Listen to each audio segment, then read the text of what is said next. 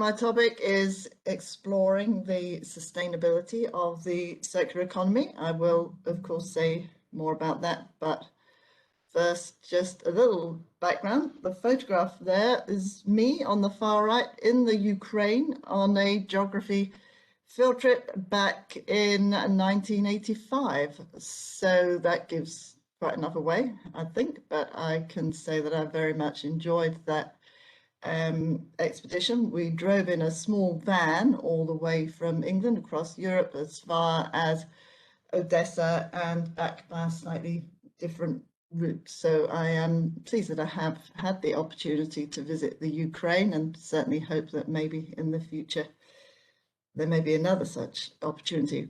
Meanwhile, over the intervening decades, I have spent a lot of them in Hull in the UK, where I teach and research in matters related to sustainable development and things that we now call the circular economy. And my primary sort of engagement of the scientific organisation has been with the International Sustainable Development Research Society, which I warmly recommend and invite everyone to investigate. A couple of years ago, we reorganized our quite long-standing themes to make sure that anything related to the Sustainable Development Goals could find a home in ISDRS. We've been organizing conferences since 1995. We are related to the Sustainable Development Journal published by Wiley, and since the last few years have been voting each year on the best paper in the field of sustainable development for the previous year. Our conference this year is, you might imagine, online, organized by the Mid-Sweden University in July, and hopefully in the future I might see somebody at ISDRS events. Moving on now, the real part of the talk. This is the outline. What is the circular economy? What is sustainable? I will talk in particular about the Cresting project funded by the European Union, introduce our underlying research methodology, and I'll say more about that as we get to it. I'll be talking primarily about research on the circular economy in Hull, where 3 of the Cresting students are based, and offer you some, I would say, preliminary conclusions at the end. The project is now in its final year, and each of the students has been very busy. This is preliminary in the sense that I'm trying now to pull together the idea, to synthesize the ideas from different, more or less separate projects.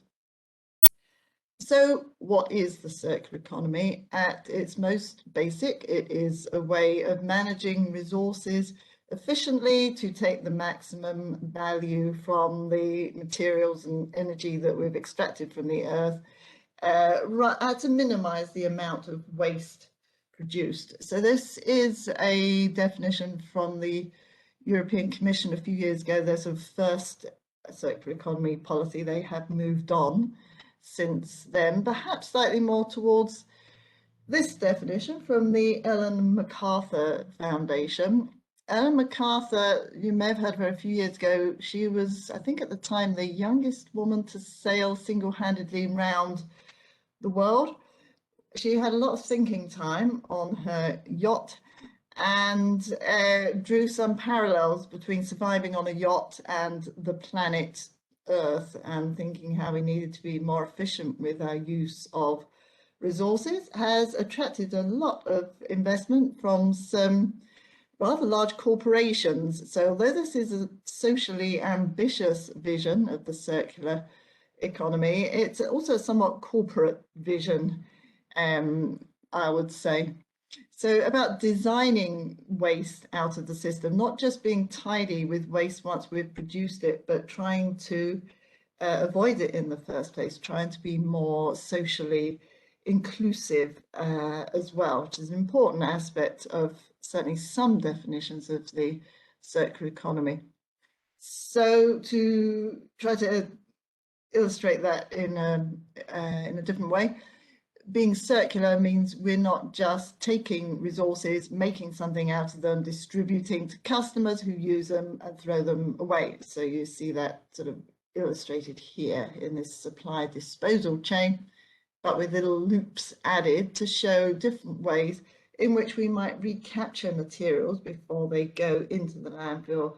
Maybe we reuse the same product for longer. We might fix it and sell it or give it to someone else or even share it with someone else. It might be refurbished or remanufactured by a company who then sell it to someone perhaps in a completely different part of the world to where we are. So we have a list here. There's probably other things as well, but these all in English happen to conveniently begin with the letter R. So we talk about the 10 R's of the circular economy. You could refuse to buy something in the first place, or some of the others I have mentioned. Important, as I also mentioned earlier, is the design. It's intentional that we are designing products with these sort of outlets in mind, rather than sort of carrying on the way companies very much have been doing, obviously designing things to be used, but also to be sold and naturally to make a profit for the company, and all these other things have been a little bit incidental. So we're trying to build them into the system. How do we do that? Well, not by accident. It turns out to be quite an important theme to this. We needn't go through these in any detail at all, but you can see that there are a whole range of European regulations that, long before the term circular economy was, well, possibly not before it was coined, but before it became common currency in policy circles, we had regulations in place. For example, the Waste Framework Directive back in 1975, originally, which introduced the waste hierarchy. So some of those R's, that reuse and recycling is better than energy recovery, which is better than disposal. So these ideas have been built into European regulations over quite some period of time. And of course, until relatively recently, the UK was part of that. All these European regulations are still very much within our domestic regulations at this present time, that we may expect that there will be some divergence, and things, of course, have moved on. I think where policies are concerned, the only thing you can count on is that they won't stay the same for very long. The European Union now has its Green Deal, and this is trying to be more socially inclusive now, so not just thinking about how can we be more efficient with the materials that we use and try to keep them within the European Union so we have a secure supply, but somehow having the intention of making a more fair and more just society. And I say somehow because if you read the Green Deal, that bit's kind of not specified quite as thoroughly as we might need it to be. Britain, of course, is now starting to design, repackage some of its own regulations, and so this is the latest resource strategy that's been somewhat held up on its way through Parliament by Brexit and naturally also COVID as well. But there we are. This is kind of the framework, the governance context of the circular economy in Europe. What might the outcomes be? Well, people have quite optimistic. There's many different, even a few years ago, someone counted up there were already 114 definitions of the circular economy, and they sort of fall into groups that are more or less interested in the social outcomes or focus more on the material efficiency. But people have certainly postulated that a circular economy will reduce the amount of carbon emissions. It creates new ways that companies might be able to make money out of new business models instead, or as well as making things to sell, you can organize the sort of collection and reuse of your products, or you lease them out and you retain the responsibility for repairing them. Another idea that's important to my particular story about the circular economy is the idea that this local loop closing, so keeping materials locally to repair, to fix, to share, may create more jobs. Places like Hull, as we will see, have lost lots of jobs over recent decades. Is there some way that building a circular economy might help to fix some of the economic damage that has happened locally? And a good positive sign, there is a great deal of policy enthusiasm, not just around the EU, but at the UN scale and in non-European countries for sure. Japan, in fact, and China are well ahead on this one. But each of these positive indications comes with limitations. How do we do that? And maybe the effects will not be quite what we had expected. In particular, different places are starting from different circumstances, may have different requirements, will have different pre-existing regulations. There's obviously not time to go into details here, but the Shapak reference here is a paper about the circular economy in Ukraine that was published, as you see, last year, and is reflecting on the differences that exist presently in terms of waste collection and disposal infrastructure in the Ukraine compared to the EU, and the challenges that would be involved in trying to implement some of these European Union policies. So it's one thing to have a policy, it's one thing to have a wonderful idea, and of course sustainable development is one of those wonderful ideas. As we know, making it happen comes with challenges, and circular economy is not different to that. Based on these 110, or no, what did I say, 114 even, there's probably more now, approaches to thinking about what a circular economy is or could be. I sort of put together this list trying to sum up the different approaches. Yes, it probably is vital for meeting our climate targets. It has certainly been shown to be a guide to policymakers and industry. Could it also be something a bit more fundamental? Is it a way, instead of making economic growth more sustainable, could it go further than that and be an approach to degrowth, so more fundamentally reducing the impact of our society on the environment? Can it be a way of achieving a fairer society? But these are all very much open questions. The question that I set for myself in this talk is considering to what extent the circular economy is sustainable. Now, a lot of these ideas here would suggest that it could be, but is it? That we don't really know. And to address that question properly, we also need to think about what we mean by sustainable or sustainability or sustainable development. Now, that I will not dwell on because we've had several talks, not least, of course, Jeffrey Sachs yesterday, debating or discussing what sustainable development may mean. We would share an understanding, I think, that sustainable development is somehow balancing environmental, economic and social priorities at its most fundamental. Again, how do we do that? And that is a very big question. Perhaps the reason why circular economy has taken off in the way it has over the last sort of 5 or 10 years, taken off, I mean, both academically and in policy terms, and grabbing the attention also of industry and other stakeholders as well.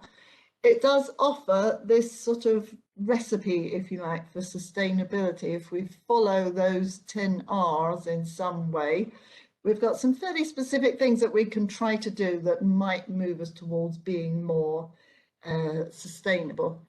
And so the circular economy can contribute to numerous of the sustainable development goals, in particular perhaps sustainable production and consumption and good work and economic growth, but then indirectly perhaps numerous of the others as well.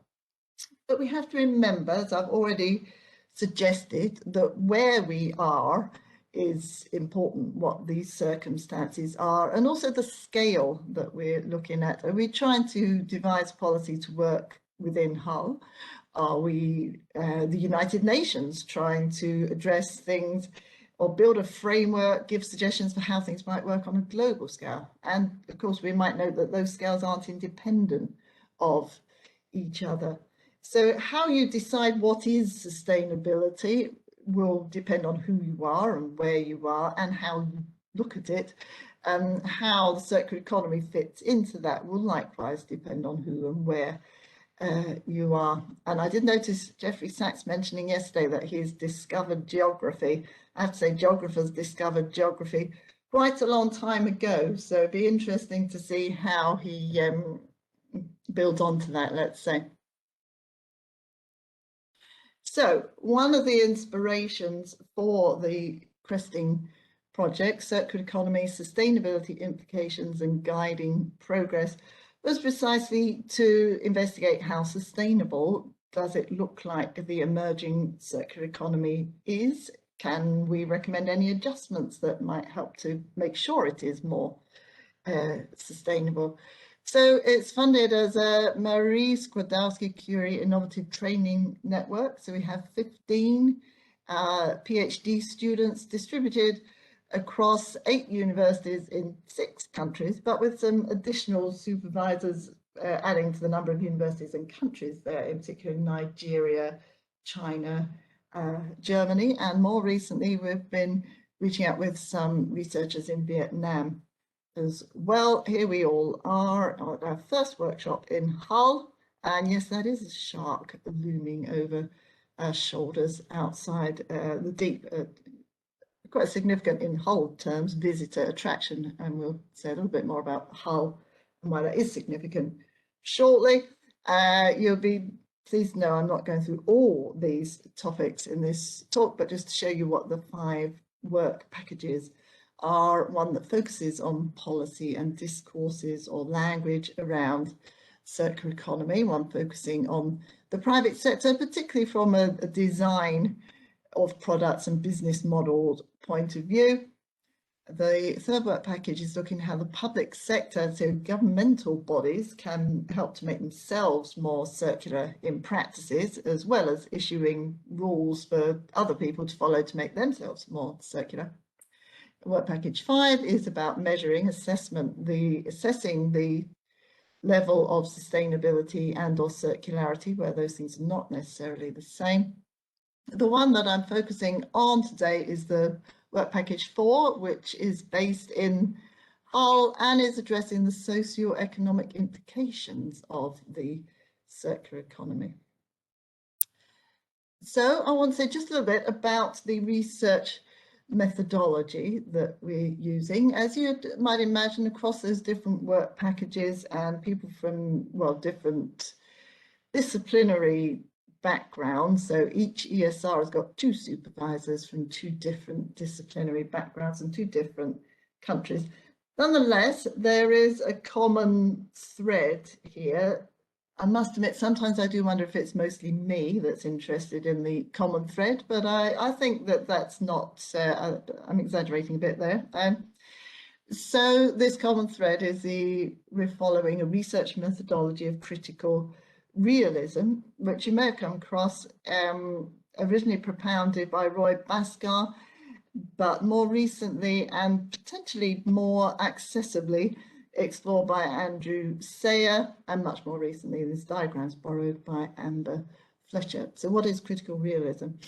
It's a research methodology that is deliberately forming a compromise between more objectivist or positivist approaches to social science. So that's social science trying to use the sort of quantitative, maybe hypothesis testing approach from physical sciences, looking for relationships and sort of universal laws explaining things to characterize, obviously slightly crudely.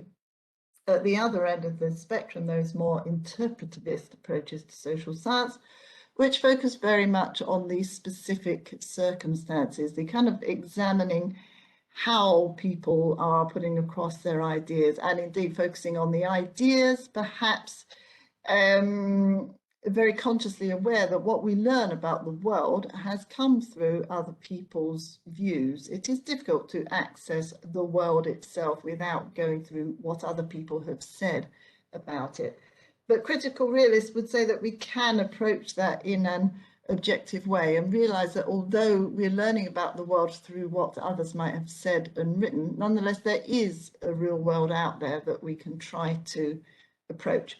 And we might do that by quantitative, what the critical realists might call an extensive or more descriptive approach. So you might do a survey of some kind to try to paint a picture of what's happening. Also use more intensive or qualitative approach. So for example, interviews or textual analysis to try to understand why things may be happening the way they are. You're trying to get to the causal factors. What may have made something happen, what was necessary for it to happen, or what is contingent, something that is possible but doesn't necessarily actually happen. That might be something that we need to happen to bring about the circular economy. And we might say that we can divide what we observe, and indeed what is difficult to observe, into these three levels. The empirical level, which is the things that we can observe and measure and talk about, the things we experience, and indeed we do that through our own and other people's interpretations.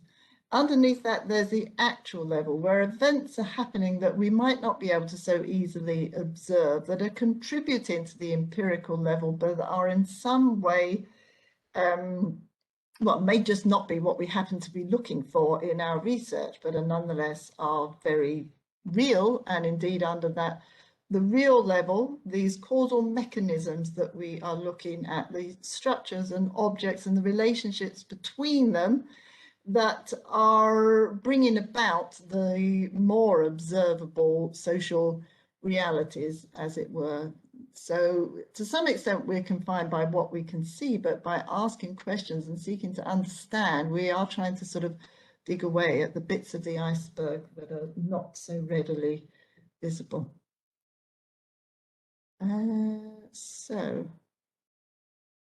Okay, I've been talking about that one for so long that I doesn't seem to want to move to the next slide. Oh, there we go. So now move on to the swift outline of each project based in Hull. We have Aidan from Ireland, Heather from Canada, and Goska from Poland. So one of the features of these ITNs is that the students have to have moved from somewhere else. And we're very lucky to have these people with us in Hull. Aidan is looking at the development of the circular economy at the regional scale, initiatives that are taken by the City of Hull and other public bodies in the region, and how they are interacting with companies based in the region, who of course have their own set of priorities. To what extent is there a sort of common interest between the companies and the place?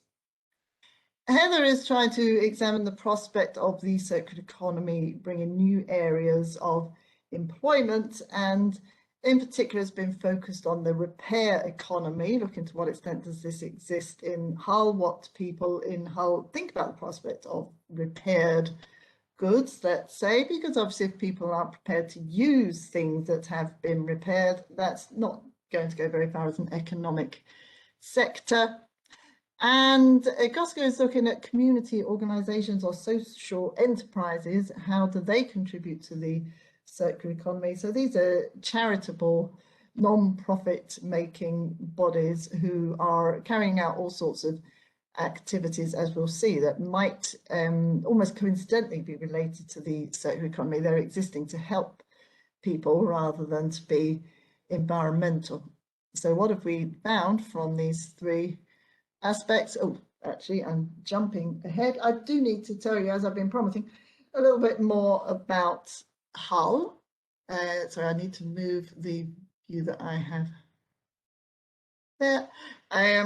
So make sure I can see the map. So Hull is a small to medium-sized city. It's got a population of under 300,000. It's on the east coast of England, on the Humber estuary here. If you were to head across, you'd come to, I think, maybe southern Denmark or somewhere like this. So it's quite a long way north, but that's where we're located.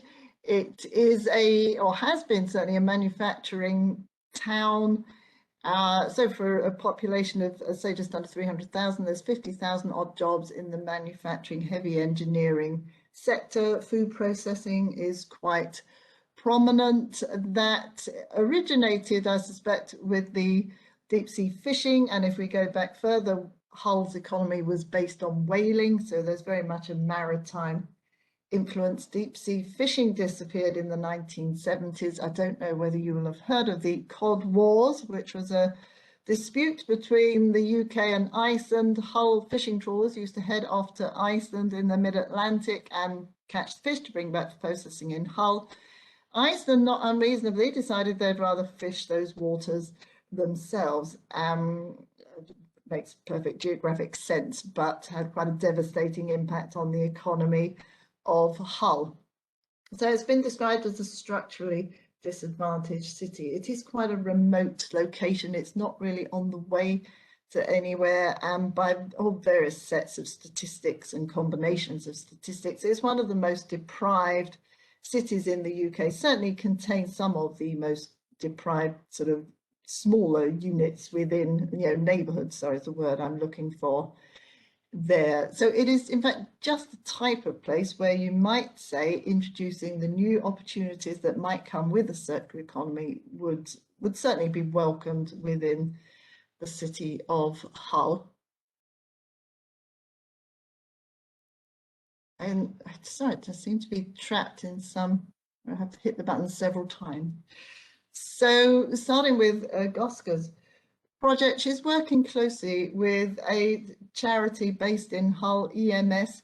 They operate in the poorer side of Hull. They collect up surplus food donated by supermarkets, and in quite a sort of borderline socialist, shall we say, approach, they sell it to people for what they can afford to pay, and indeed they give away a certain amount of food as well. And it's not just about an exchange of food, they also organize activities to encourage people to cook or to learn how to cook with fresh ingredients. I mean, some of these very basic skills have been lost in Hull. There are families who have not had anyone in paid employment for 2 or 3 generations. They're living on benefits and their wits, and have kind of lost some basic family skills, as it were, which EMS is trying to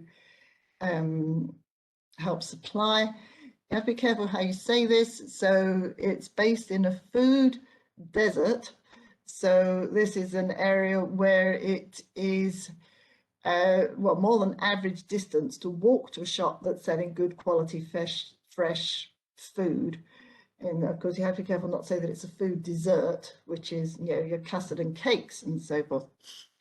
COVID has had quite an impact in, Hull, as in obviously everywhere else, but we're focusing on Hull just at the moment, and EMS has become even more critical over this time, delivering food to people who have lost what income they may have had, or more difficult to get out and to go and find that food, as we're all supposed to be indeed staying at home.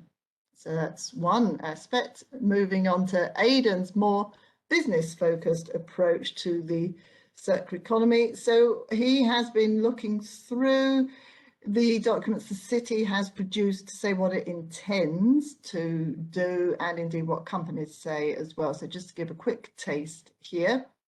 Hull, in its city plan, says that the circular economy and other strategies will, quote, create and sustain jobs for local people. So you can see the intention there.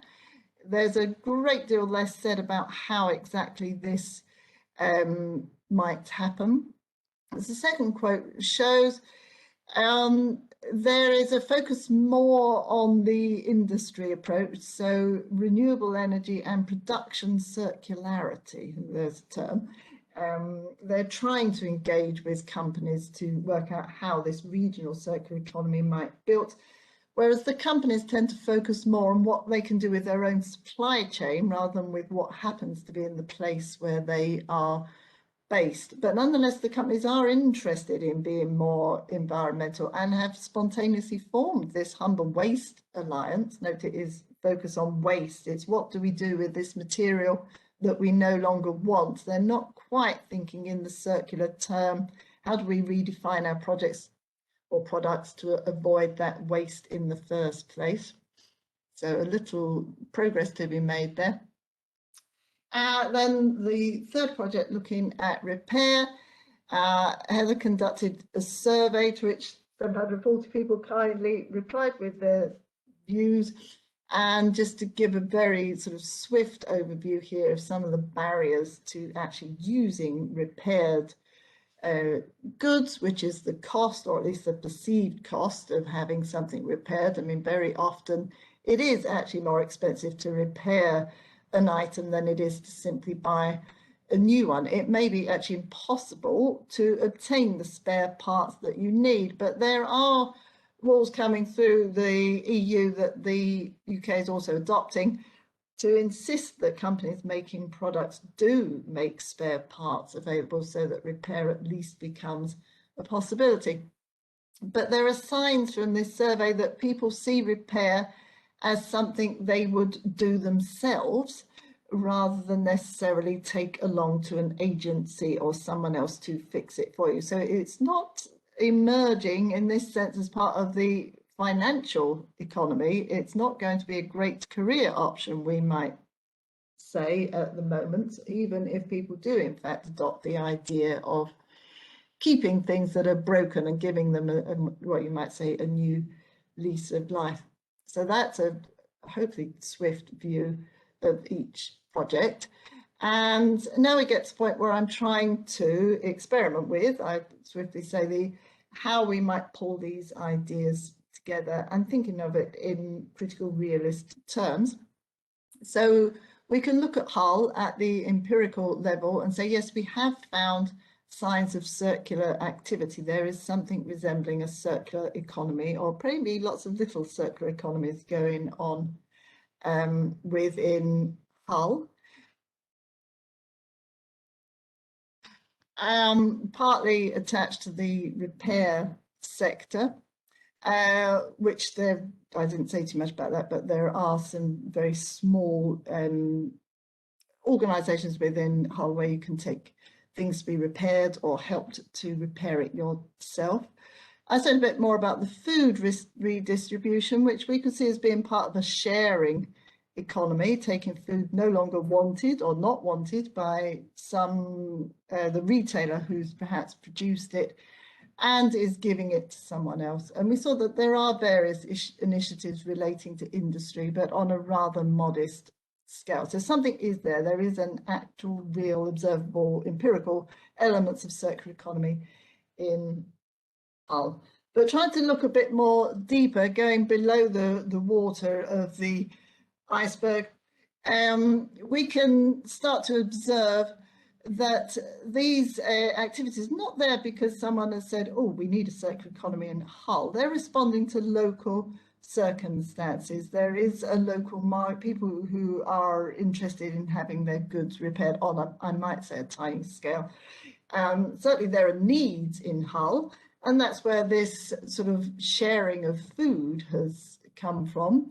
It's not unrelated to regulations around the costs of waste disposal. So regulations and policies coming at the national and the international scale are very much influencing what is happening here. For these supermarkets, it's rather cheaper to give their waste food away, and also, of course, good for their image, compared to if they had to pay to send it to a landfill. So what's happening, this sort of, in one sense, wonderful local sharing, caring activity is very much driven by national and international policies and regulations, not to mention the international sort of circumstances that has arguably contributed to the need that is present as well.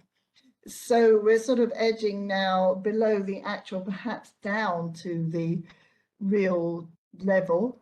And we might say that these sort of small-scale circular strategies that we've observed are not by themselves going to solve these more fundamental social problems. There may be some beneficial side effects, certainly some people who are less hungry than they might otherwise be, but why are these people still hungry in Hull? Why are there still these social problems 50 years after, you know, the economy needed to shift in some way?